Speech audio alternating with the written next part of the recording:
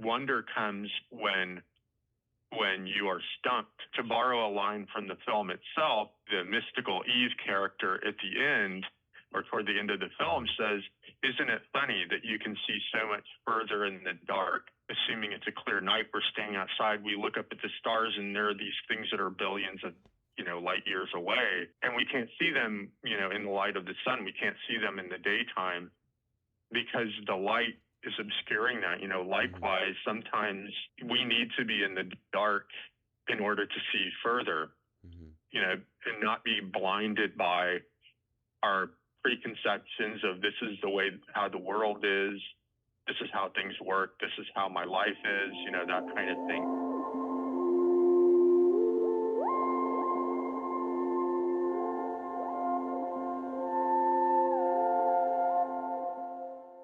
Hello, everyone. Today I am joined with Andre Silva, who is a filmmaker whose work consists of animation, documentary, experimental film, and different creative forms of film. He received the North Carolina Fellowship Award in 2019. His films have screened at festivals like South by Southwest, Ann Arbor Film Festival, Atlanta Film Festival. Today, I have him today. So grateful to have him. We're going to be talking about his film, Revelation to the Disembodied, which was selected for the New Jersey Film Festival, which I am a part of. And Andre, I just first want to thank you for being here and praise you for your great work, which touched me very deeply when I saw it. Thank you. Thank you. Yeah, of I course. appreciate it. Yes. No, I appreciate you and your time and your work. Revelation to the Disembodied, this is an experimental animation work, which is an odyssey and meditation on the interconnectedness present in our lives with technology, nature, reality, the nature of reality. The film intersects biblical mythology, the story of Adam and Eve, with present-day framework of humanity and its creation of AI. Andre, when I first watched this film, I reached out to you on Instagram because I was so moved by it, and it really, really struck a chord in me. I'm so happy to be doing this now. I didn't know I would be able to, but it really gets me excited. I first want to ask you just simply where I read some of your articles that you wrote on your website, the three-part series. Oh, cool. Yeah. And so I got a bit of an understanding of kind of what sparked it and your background, but if you could just explain kind of where the idea came from and how you approached making the film from the beginning. Yeah, so great question. So, I've always been interested in this sort of connection between technology and the environment. And I think, people are starting to talk more now about the fact that, we don't really, even though we may live in cities or in sort of enclosed buildings and this kind of thing, that there's not really a disconnect between those sort of elements and also sort of what we would call the natural world. Mm-hmm. Whereas this is something that I definitely grew up with, and you had sort of nature and the environment, and then you had quote unquote civilization. And so I've always been interested in sort of the connection between, like, looking at the environment and sort of the growth of trees and landforms and this kind of thing, and trying to look at our sort of modern civilization and technology now is sort of an outgrowth of that, sort of a natural outgrowth of that, rather than something that is separate from it. And I would say a lot of, those are my two primary interests, is sort of where is technology going, especially a lot of the, sort of online, this kind of thing, technology, and also, what we would call the natural world, so environmental issues and this kind of thing. And those are two things that I've really been interested in. And rather than, again, seeing them at odds, I see them as, sort of very compatible.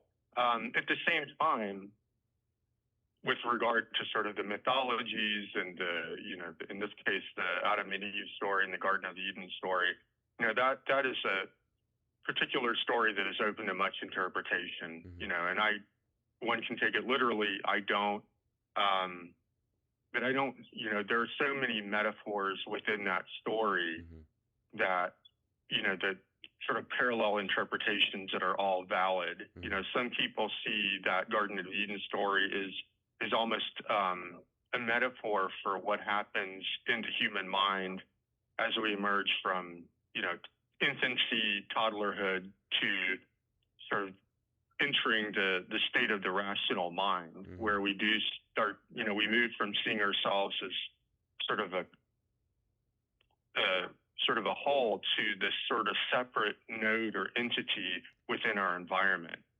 And that's something that science says as well, that the infant can't distinguish between him or her, their self, and what's out there. And that's only something that we develop as we grow up. So that's one interpretation. Other such interpretations are, well, this is maybe a story about what happened at the advent of the agricultural revolution, when we left sort of hunter-gatherer ways of existing to sort of settling down, so to speak, and farming and developing sort of civilizations and exiting that more sort of connected relationship to the environment. So it's a story that has multiple interpretations, and that's something that I'm really interested in. And on the other hand, I'm not a coder. I don't sort of understand the nuts and bolts of that, but I'm interested in this idea of coding and of what sort of goes on behind the scenes. And just like coders nowadays write programs, I think these mythologies, like the sort of Judeo-Christian Genesis myth, or you can look at other religions and philosophies that have been around for thousands of years. These are cultural programs, and I don't mean that in necessarily a negative way. It could be, but programs, program tells, just like I need software on my computer to sort of guide process. I think programs and mythological programs can also function to guide humans through life in different ways and create a common language, and also sort of a template that people can employ when they navigate the world. And so, there's definitely a connection there as well that I'm interested in exploring, like how we've operated in various kinds of programs, like either social programs or religious programs or philosophical programs. But also, we are now creating programs. We are now sort of the creator gods, so to speak, of these online environments. Yeah.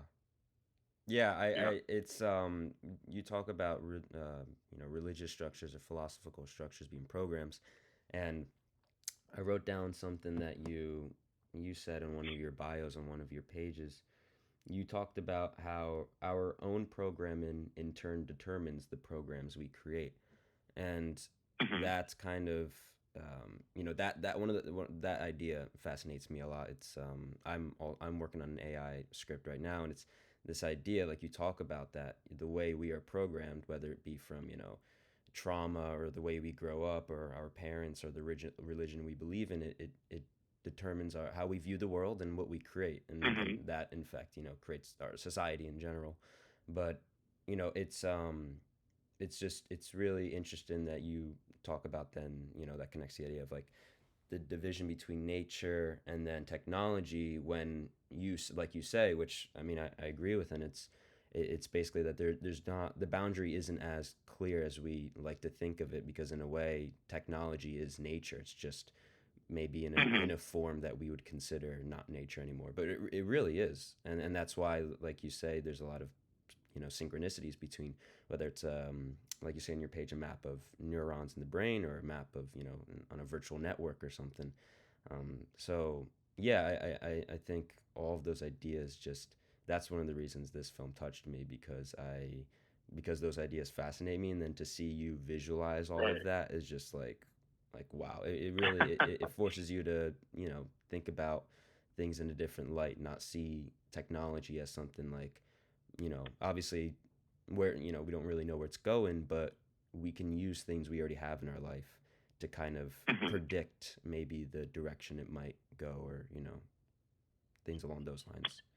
Right, right. Yeah.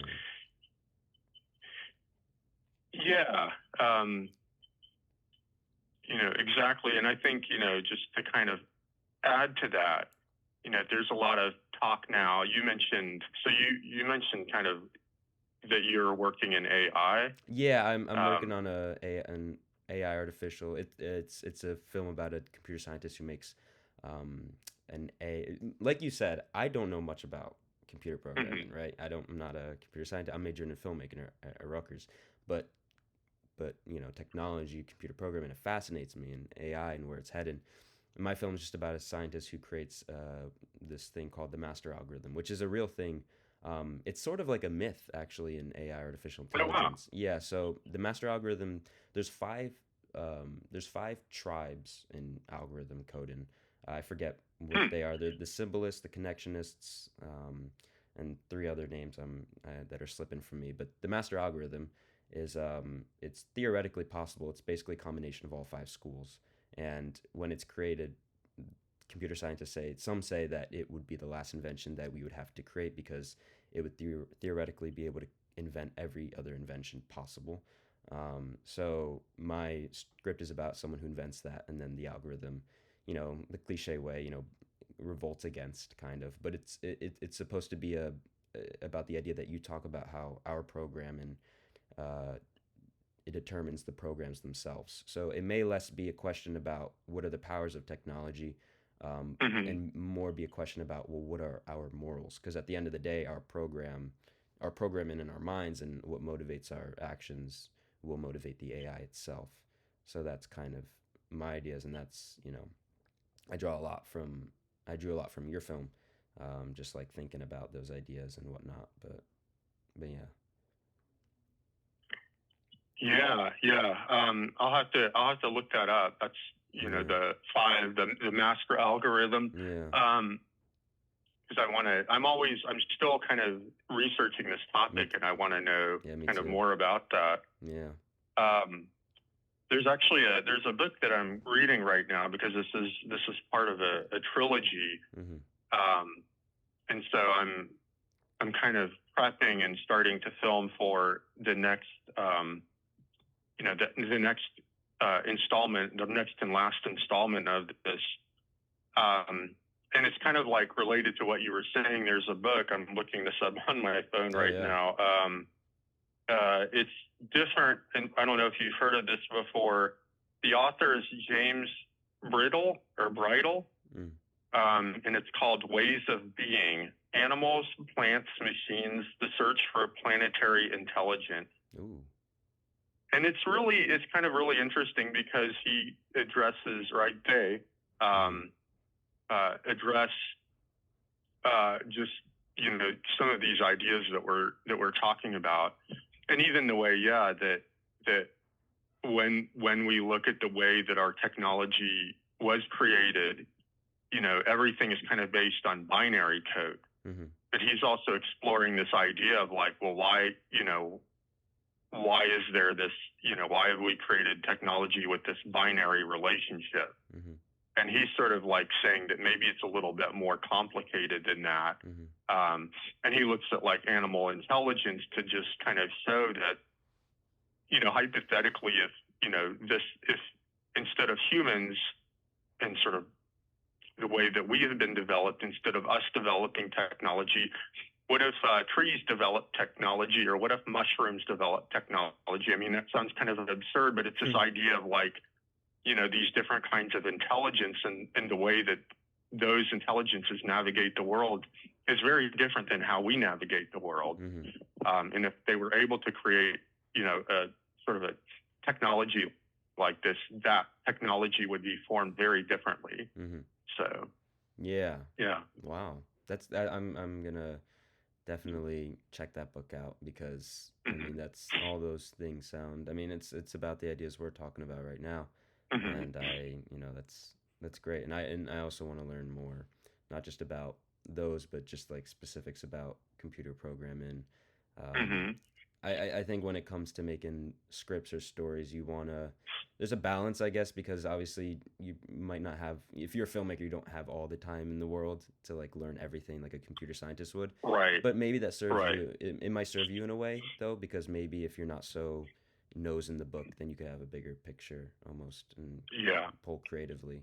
And, I think it requires kind of all of those modes. I mean, I'm glad that there are people, computer sciences out there, and they're looking at things in this one way mm-hmm. that I don't look at. But then I think, yeah, there need to be filmmakers or artists who, kind of, to say big picture, it sounds like, it's, I'm being condescending to people Yeah, who no, are yeah. looking at, but it's not that at all. Yeah. I think it requires somebody who may not, sometimes it's Mm-hmm. good to have people who don't, even though we may not understand the sort of specific machinery, Yeah. we're able to look at things in a completely different way, Mm-hmm. and maybe more of a metaphorical way. Mm-hmm. Um, so Yeah. That's all very, very true. Um, my next question has to do more with the technical side of the film. One of the shot that stuck with me the most, and is actually on your website. It's the sun shot in between the waves or in between the ocean, mhm. and that felt like I was I don't know. It floored me. It really did. It was absolutely immaculate. Cool. I just had a question about how you. I don't know how involved you were with the animation, but how did your team go about creating that? What exactly happened?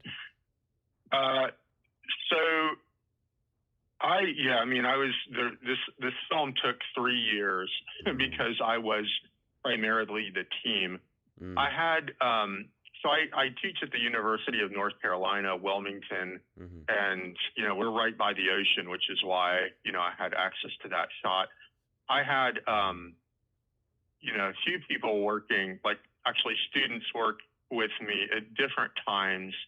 Um, there's kind of a script or alphabet that's embedded in the imagery, and that alphabet was created by a student. But I would say it was a very slow going process because in this case it was a much more solitary uh, um, venture on my part. So everything was very slow going. But you were asking about like mm-hmm. how that like technically came together, I mean, or I mean everything from the conception to like how it was yeah, captured, animated, and whatnot. in that particular shot. Yeah. So I there that um, so this is like the second movie, or this is the second film where I've gone out to that environment. I Mm-hmm. have another film that I created before that called Tides, and it's all about like salt marshes and sort of the rhythms of tides and this kind of thing. A very different film.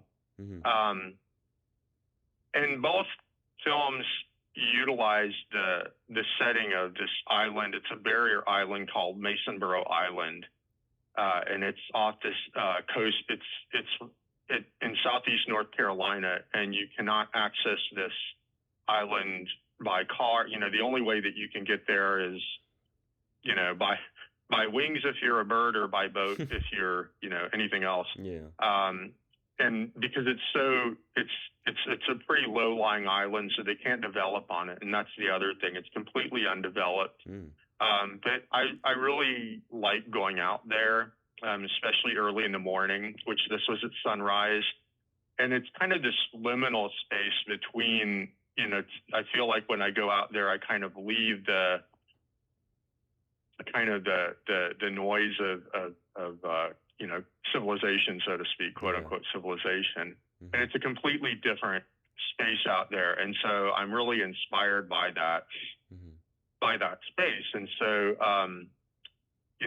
that particular shot was filmed out at Masonboro Island, right around sunrise. And then in terms of like the sort of technical, that was all done in After Effects. So Mm-hmm. there's something called polar coordinates where you can sort of create this sphere. Mm. and then going through the tunnel was like another effect in After Effects. So that was all created sort of through visual effects that way. But it's it's the actual ocean. There's no CGI or anything like that. Yeah, that's what I thought at first. I was like, is that the actual ocean? Because it looks like it, and it's. I mean, that's incredible that you were able to wrap the actual, the actual image of the ocean around. Because it's. I mean, it really is, especially with the. Because that's also at a point in the film where the dialogue kind of changes. It gets a lot more specific. Like it's all of these like ideas that I feel it's very interpretive on the viewer's part in terms of, kind of piecing the puzzle together, and there's a lot of vagueness going on. But then that is like a specific story about someone like walking their dog, and that was a very striking moment. Well, and it's like I'm interested too, and I think just in general, each of those lines in the film they are very intentional. And I think one thing I like about sort of life in general and also particularly mythologies is I like when there's a lot of mystery to things. And so even though there is a very intentional meaning in that, there's the literal, like the person is talking about walking their dog on a beach at sunrise and the dog runs ahead. So there's this very sort of literal story, but, the dog is representative of one thing, and the flash, the sunlight reflection in the water is very representative of another thing. And for people who haven't seen it, it's got these lines of, it's sort of voiceover narration where like the ocean that's very sort of circular through this effect, the lines of dialogue are also very circular and kind of like waves on a beach, kind of wash up and recede and wash up and recede. So, I think if somebody wants a sort of a clear narrative, this may be a little disconcerting. And I think, there comes for me, and when I sort of advance to, or when I move on to a different way of understanding the world around me or myself or this kind of thing, there's always this period of maybe confusion, or I don't have the sort of machinery to navigate that yet, but I have to sort of let go into the fact that there's this new way of being that's sort of presenting itself to me that at some point I just have to say, okay, the ways I've had of understanding this thing before no longer work. So I have to just sort of like let go into this new way of understanding things. And I think that's part of what that is that, it kind of forces you to sort of let go of the linear way of following a conversation and to almost let the words be like sound effects, as it were, that are sort of just sort of filtering into your unconscious and this kind of thing. And I think, again, this is something I really enjoy is I think I enjoy when I'm stumped because it's almost like, there's almost something mystical about that in a way. Yeah. When you're confused and your rational mind is sort of like, has to be put on hold, it opens a different part of your mind up to sort of a sense of wonder, maybe. Yeah. That was kind of my hope. Yeah, that actually, that perfectly aligns with my next question. Just before I ask it, I also am in the same boat with the, when you're stumped by something, it makes it all the more interesting. And I very much believe that, especially with this film, a lot of stories and art in general just almost has a life of its own, and we as artists are almost. Stephen King describes it as like a fossil that's already been made, and we're just digging it up. So wow! It was already there before. Right. So it's kind of like, in a way, like we kind of like guide it, but we don't control it. And right. And so my next question is that, because of, like you say, there's a lot to interpret on the viewer's part. Was there a certain agenda or narrative that you had with this film, a specific intention that you wanted the viewer to take away, or is it more of, like I described, like a meditation that you just want us to ponder and make our own conclusions? I mean, one thing is that the film started out, the film started out a lot differently than it ended up. And I think part of that was like me knowing that it would have taken 2 or 3 more years to complete the way I had initially intended. There was a lot more like Garden of Eden things between the sort of the Adam figure and the Eve figure, and sort of a process.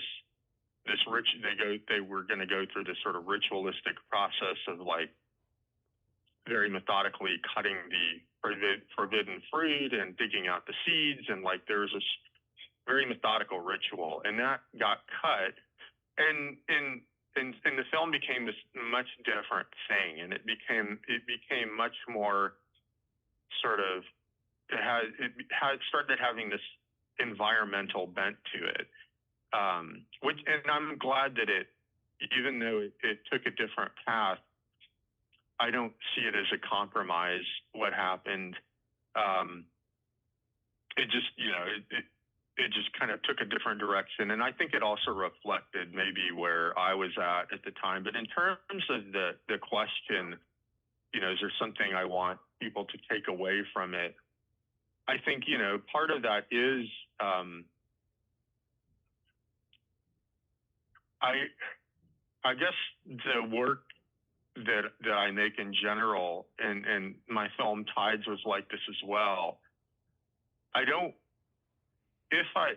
For me, creating a film that has sort of where I have an agenda that's just sort of really out in the open, like this is what I feel we should do, or this is what I believe, or this is what you should do, or this kind of thing. Which I know, there are a lot of issue documentaries that it's, you might watch, and it has there's a clear message. This is what we are wanting to promote. And I think for me, the thing that I'm wanting to promote again is,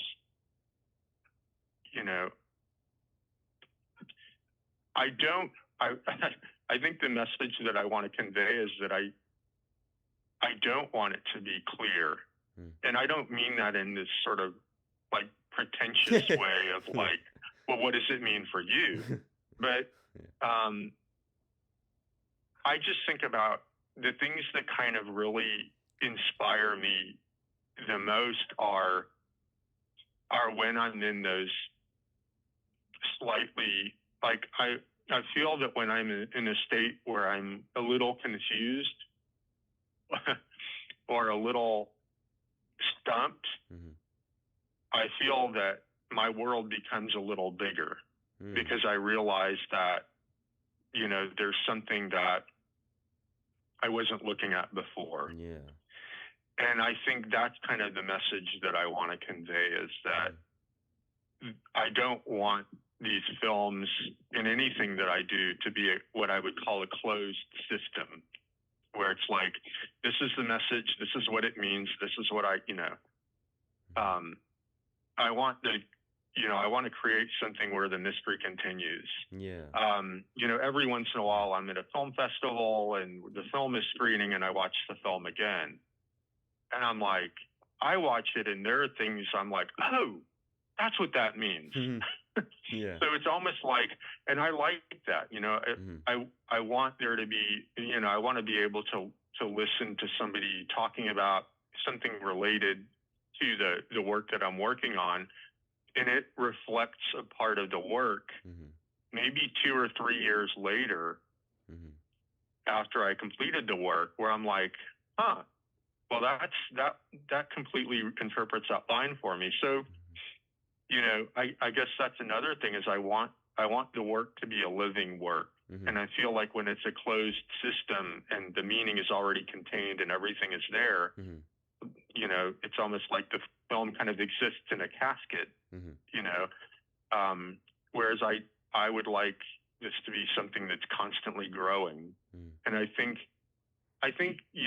just like I think that those are the moments that appeal to me the most in life. Is when I'm, wonder. I think wonder comes when you are stumped a little bit, or when your rational mind is sort of uh, something something more enters the picture. Yeah. And I kind of hope that's what people take away.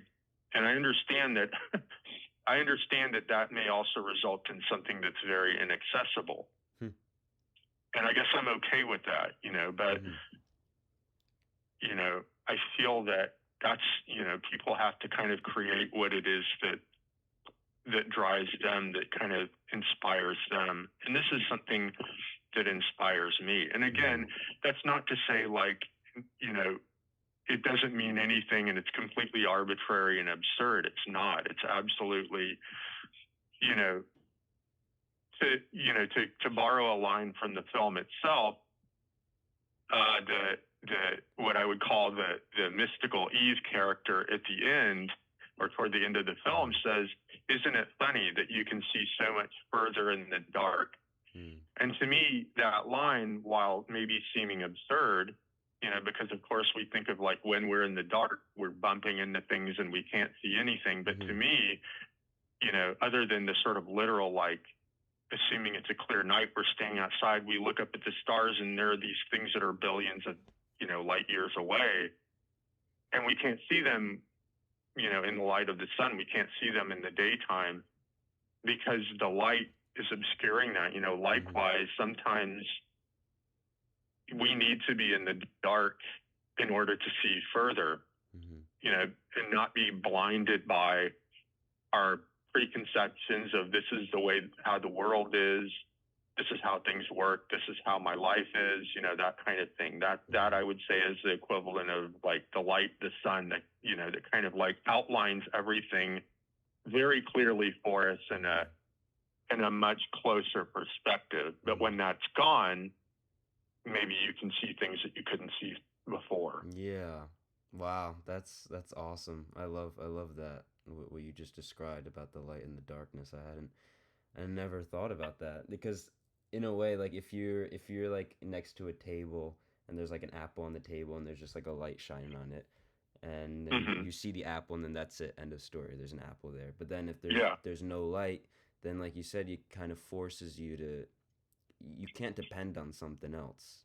Mm-hmm. You have to kind of use your own intuition and creativity and vision and explore for yourself. And that's I mean, not just with art, but like life in general. Like when you're, if Mm-hmm. you're going through a like the darkest phase in your life, that could be the best phase of your life in Exactly. the end, you know? Exactly. Yeah, you grow stronger out of it. And that's yeah, I think that's a great, I mean, you pretty much answered my last question, because my last question was talking about you as an artist, and your art, and how you see yourself, and basically just kind of using the ideas from the film, if this program that we're living in, this world, how you would view the role, or how you would want your art to perform in our program. Like, is it like, is it a glitch in the matrix? Are we breaking boundaries? Are we getting red pilled, or whatnot? I that was kind of, but you pretty much like, you pretty much answered it with like, I love the idea that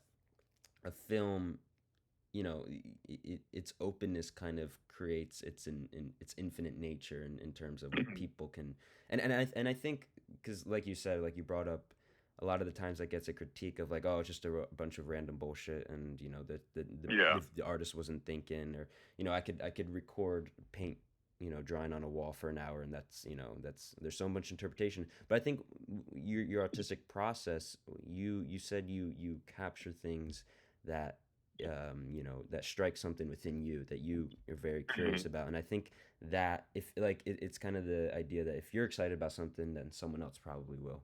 And so I think when you create art about those ideas that, that fascinate you and you're curious about, and you portray it in such an interesting manner that illustrates and, visualizes all of the ideas going on in your head, because this film is, I felt like, a huge map of how your mind works and how you see the world. And I think that's one of the best things about art.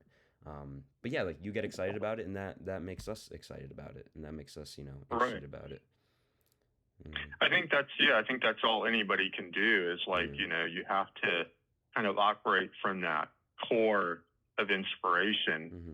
And then, I once heard this person saying who did a lot of, gave a lot of lectures and this kind of thing. And he was like, and he'd been doing this for years. And he's like, maybe the only reason why this whole thing has been happening and the drama with all these audiences and meeting people is just so that one person in one place could hear this one part of what I was saying. Mm-hmm. Maybe that was the reason for it all. Mm-hmm. And I think, Mm. we're, it's hard to keep that in mind in this kind of age where, we're looking at metrics and like, you know, views and like, Yeah. likes and all that kind of stuff. But I think, that's another thing that has inspired me is just, knowing that if I'm creating something that, that really kind of pulls at that core, Mm-hmm. it's all I can do, Yeah. you know. And it's not just for us, it's for the future. There's my favorite Right. line, I think my favorite line, I don't know if I have it exactly down right, but it says something about our creations are things for the players in the future to work with in this vast carnival. Something along those lines, and it Right. was like Right. wow, it was like yeah, this is all, I mean, everything is connected in the sense that our, the things we force affect us, and then the things we create are not just in our world, but they're going to be around. And like I don't see film really going anywhere unless we have an Yeah. apocalypse in the next like or, a few decades. But it's yeah, it's a big, like I talk a lot with students at Rutgers, and we say that we take our art very seriously, and we know that it, at the end of the day, it is a weapon that can be used for good or for bad or in the gray or whatever. Hopefully good, right? That's our intention. Yeah. Right. But we know that it has a lot of, it can have a lot of influence, and it has a lot of potential. And I think one of my favorite quotes is art can save the world, because it really is what, if our beliefs motivate our creations, then art is really just a reflection of our beliefs. And that's like you said, the best thing we can offer is how we see the world. So it really is a form of communication more than just something disposable or something that's temporary. you know I completely agree. Yeah. yeah. I'm again, I'm very happy we were able to do this. I don't have any other questions left. Was I mean, this interview went, my expectations are always very high for things. And every time I have high expectations, they always get exceeded, and that was the same with this interview. I was so happy with you being able to do this, and I loved our discussion about all these things. Before the Zoom runs out, do you have anything to say? Any final notes? I mean, I guess just like I really appreciate that. I really appreciate this meeting, and it's always great to, when people do take an interest in the work, and the film sometimes is just a starting point. Mm-hmm. And I think it's these conversations that really are for me at least the payoff. Mm-hmm. Like being able, one person spends 3 years on something that takes 10 minutes or Yeah. 10 years or whatever, and it's like I think that's something that can easily be missed. Yeah. And so there's a lot there that doesn't go onto the screen, so to speak, that doesn't get translated into pixels. Yeah. So I really appreciate these opportunities to talk about the film, and Oh yeah. I really appreciate that you had such a positive experience with the film. Yeah. So it's very motivating. Thank you. Yeah. Yeah. I don't mean to interrupt you. Can I send you just to finish or whatnot? I'm gonna send you another Zoom link so we can just wrap up real quick. Okay. And, sounds great. Yeah, because it's gonna end in like 10 seconds, I think. Okay. All right. Hello again.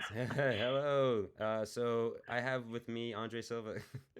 But yeah, you were saying about the big payoff of films, about the discussions after. Yeah, I think just I can't speak for all animators or for all filmmakers, but I would assume to some extent this is the case that, and this is something that I wouldn't have. This is something that I wouldn't have thought of if I weren't a filmmaker. But I would say animation in particular is such a slow going process. And if you're working alone, a film that is 9 or 10 minutes can easily take 3 or 4 years. Yeah. Wow. And, definitely in the case of this film, there's a lot of research and a lot of just mental currency that went into thinking about and Mm-hmm. planning and this kind of thing. Mm-hmm. It doesn't sort of end up on screen. It's almost like the tip of the iceberg that appears above, and then there's all this other stuff that like is still floating around in there. Mm-hmm. And I think one thing that's really nice is that having these sort of I think the podcasting, this is similar to a podcast, Yeah. I would say. Yeah. But I think the podcasting format is like my favorite, Mm-hmm. my favorite thing, mode of my favorite media, because it allows, you can listen to two people talk or three people talk Yeah. for like, 2 or 3 hours and really kind of dive deeply into things, which is something that you don't necessarily get, on CNN or whatever. Yeah. So, Yeah. and in this case, it really I really appreciate these opportunities, because there is a lot, there is a Yeah. lot there that I didn't get to communicate. And Mm-hmm. Mm-hmm. when, somebody appreciates the work, you have that opportunity to kind of open some of those doors that, that would not have been had a chance to be open. So. Yeah. Yeah. I couldn't agree more. That's why I was so excited to do this with you, because of how much I connected with your piece, and I knew that we would have a great discussion. And like you said, that it is such a great payoff. I mean, at least for me, when I recently completed my junior thesis, which was my biggest short film that I've done so far, and Mm-hmm. just the discussions that I've had with people after. I mean, it's always like that, but with this film, it was. I mean,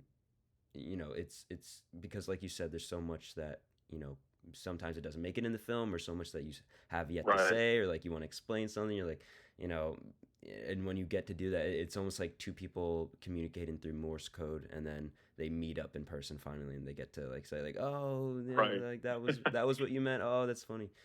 So it's cool that we get to be able to do this, and like you said, podcasting is also my favorite medium, because Mm-hmm. it is kind of it is closest in an age where we are. It is very like it's like, it feels like a fast food in terms of our technology, at least the general kind of